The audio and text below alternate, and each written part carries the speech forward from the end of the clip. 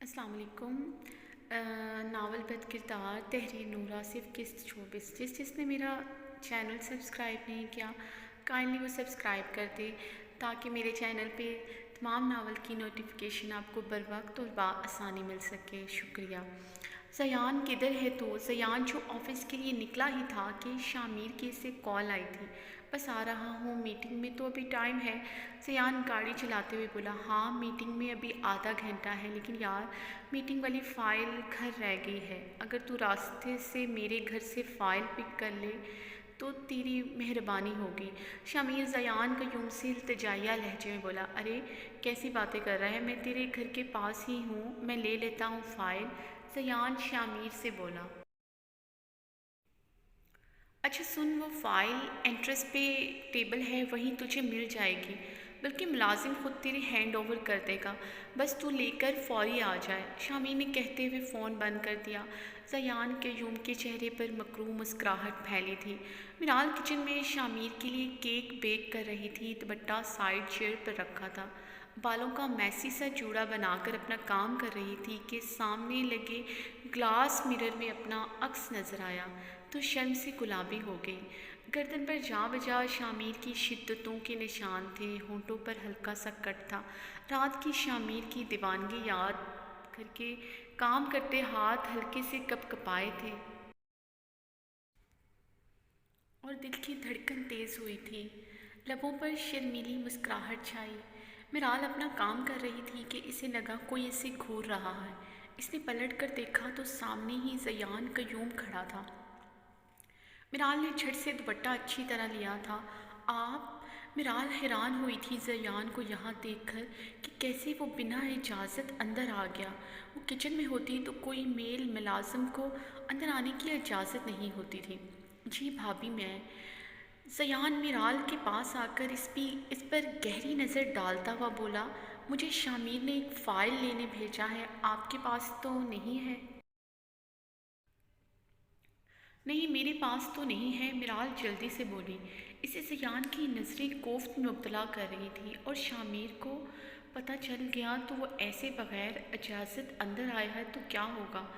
آپ باہر چل کر بیٹھیں، میں شامیر سے پوچھ کر بتاتی ہوں، میرال نے کہا۔ نہیں اس کی ضرورت نہیں، میں خود پتہ کر لیتا ہوں۔ یہ کہتے ہی زیان وہاں سے چل دیا۔ میرال نے شکر ادا کیا تھا، توبہ یہ بندہ پہلی ملاقات میں اتنا عجیب نہیں لگا تھا جتنا آج لگ رہا تھا۔ عجیب سی نظریں ہیں اس کی، اور کیا ضرورت تھی مجھے دوپٹہ اتار کر کام کرنے کی؟ کیا سوچتا ہوگا میرے بارے میں؟ میرال سر جھٹک کر کام کرنے لگی۔ اس کے کانوں میں آواز پڑی، پاپا کی پری۔ میرال کے ہاتھ سے باؤل چھوٹ کر گر پڑا۔ سامنے دیکھا تو زیان قیوم اس کی طرف بڑھ رہا تھا۔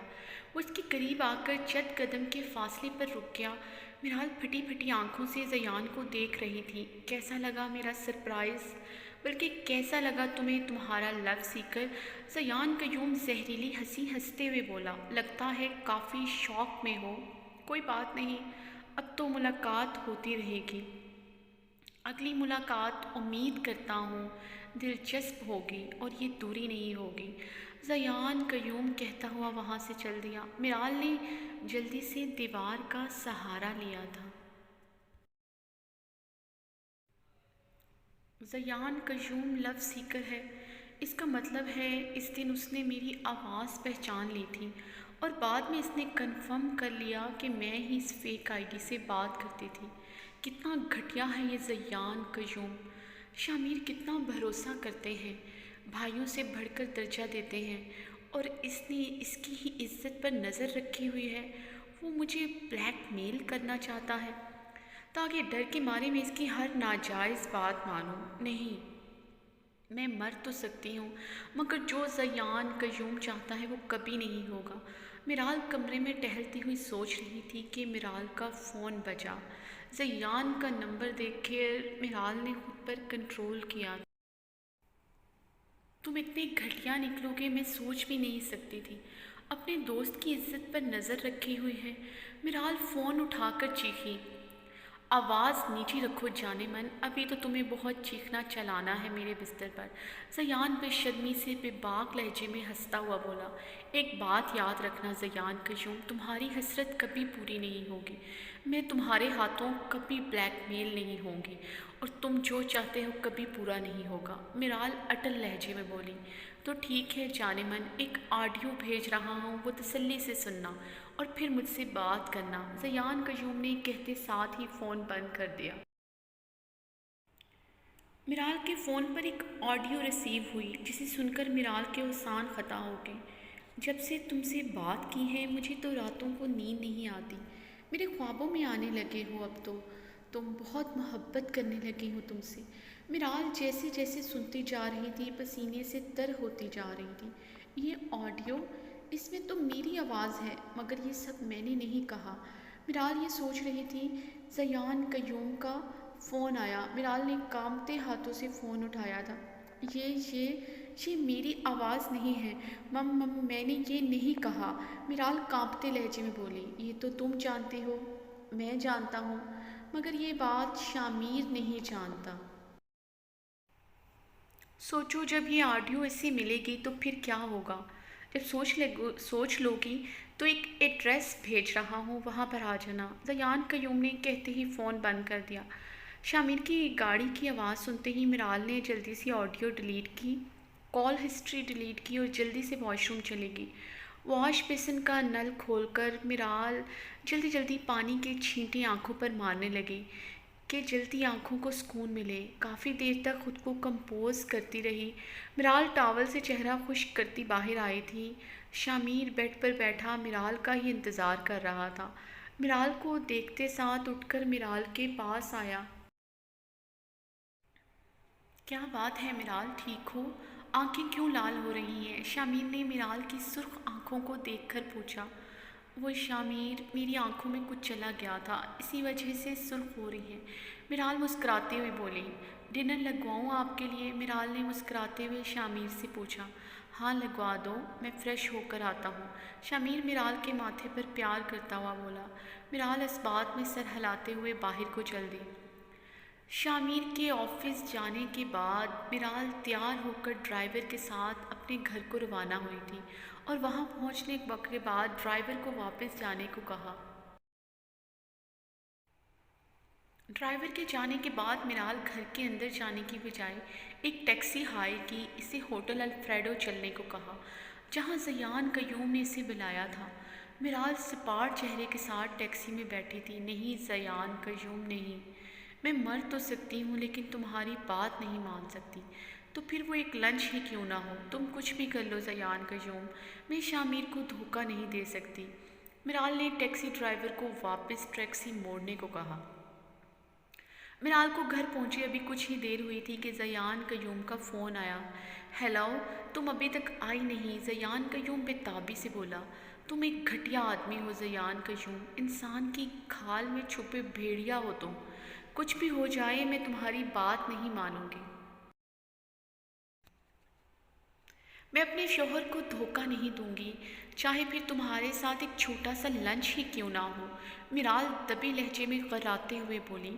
بکواس بند کرو اپنی، اگر تم آج نہ آئی تو تمہاری اور بھی آڈیو ہیں میرے پاس، تمہارے شوہر کو سینڈ کر رہا ہوں میں، زیان قیوم غراتے ہوئے بولا۔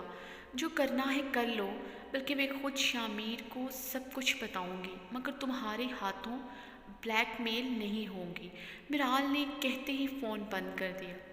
زیان قیوم غصے سے پاگل ہو رہا تھا۔ یہ لڑکی اس کے لیے بہت مشکل ہدف ثابت ہو رہی تھی۔